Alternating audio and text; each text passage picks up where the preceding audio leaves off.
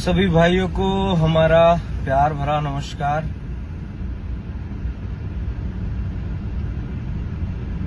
बहुत दुख की बात है आज की हमारे जो मनोरंजन जगत होता है, दूसरों को मनोरंजित करने का, हंसाने का, गुदगुदाने का, एक बहुत बड़े कलाकार राजू श्रीवास्तव जी का आज निधन हो गया है, जैसा कि हमें पता चला।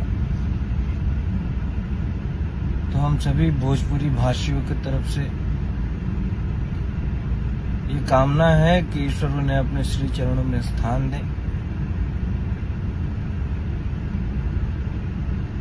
और उनके परिवार को ये दुख सहने की क्षमता दे।